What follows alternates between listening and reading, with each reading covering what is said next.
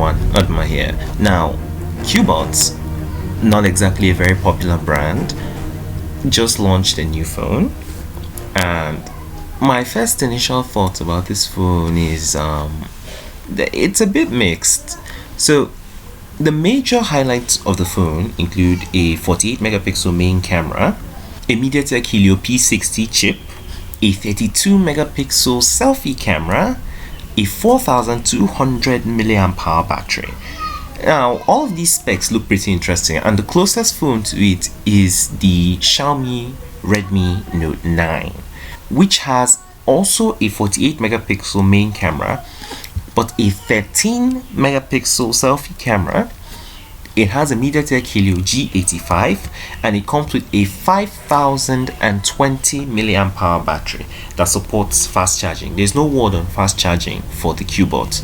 Now, the Cubot is coming in around the $179 mark, and it's actually very interesting that this phone exists because the MediaTek Helio P60 has been a very good chip. I've ranted and raved about this chip for the longest time, and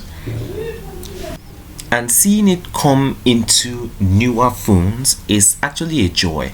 The MediaTek Helio P60 is closer to what you'd expect for something that is like almost entry level. It performs very well in every day-to-day tasks. Pubg Mobile runs at high graphics and high frame rates, and you can bump it down to smooth and still get high, which is very, very fine for most games. Even though that if you want to go a bit competitive, I'd advise you to go for something else, but I'm still getting to that. Now, Cubot is actually marketing this as a flagship killer, and well, it's not like it can't be a flagship killer, but it's just not. Anyone who hears this, please, this isn't a flagship killer. It's just a very good phone that you can get for the price. Now, one of the major things that I don't like about this phone is, of course, that camera array. Why? Cubot, just tell me, why does this phone happen to somehow look like the renders of the iPhone 12 that we're expecting? Why? Oh my god. Why can't companies just stick to their own unique design? Why all this copying? It's really getting on my nerves because I don't want to have my phone looking like this. No matter what anyone says, I will take a normal vertical or horizontal camera array over a camera square any day. Oh well, at least the camera specs on this bump are pretty decent.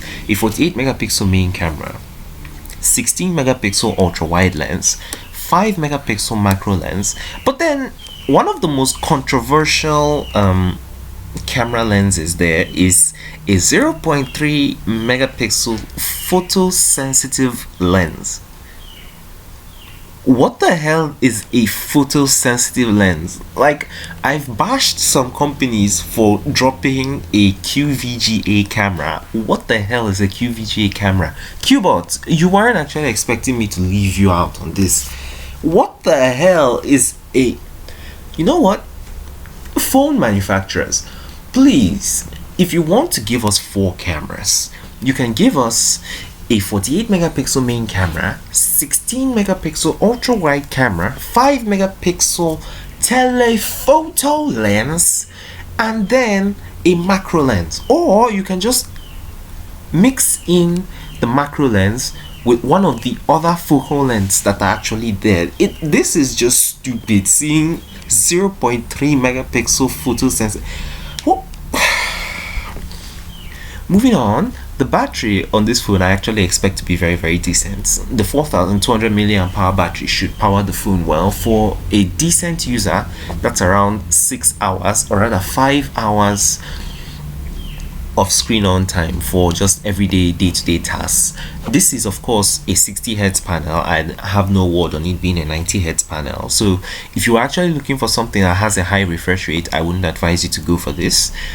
And yes, I almost forgot to talk about the specs. It comes with 128 gigs of internal storage and 8 gigs of RAM at the starting point, which is, I believe, $150 or so, and then it tops out at 8 gigs of RAM and 256 gigs of internal storage. Very, very good stuff. Now, if we want to compare this to the closest phone in price to this, that would be the Xiaomi Redmi Note 9, which comes in at around, I believe, closer to 200 if I'm correct. And for that price, what you get is a 48 megapixel main camera, 8 megapixel ultra wide, 2 megapixel macro, and 2 megapixel depth sensor. Good and fine. You start at 64 gigs of internal storage and 3 gigs of RAM, and then you can go up to 128 gigs of internal storage, still with 4 gigs of RAM. And you also get a 5020 milliamp hour battery, a 13 megapixel selfie camera. Now, if we're comparing these two phones, I immediately go with the Xiaomi Redmi Note 9. Reason, if you follow the channel, you know that the better the chipset, the more likely I go for the phone. So this MediaTek Helio G85 will still outperform the MediaTek Helio P60 any day. So of course I'm going to take it. And then it also has 18 watts fast charging and 9 watts reverse wireless charging via an OTG cable. I mean, if you want to look at these phones objectively, like through the spec sheet, both of them are neck and neck. Major differences between these two phones come in with battery, camera specs, and general specs in general, storage options. So if you're asking yourself right now, which of these two phones should I get? It depends on your budget. If you have closer to $200, go for the Xiaomi Redmi Note 9. You will not regret that decision. But if you don't have up to $200 and you have something closer to $150 or so, go for the Cubot. You should be generally happy with it. Well, thanks for watching, guys. I'll catch you in the next video. See ya.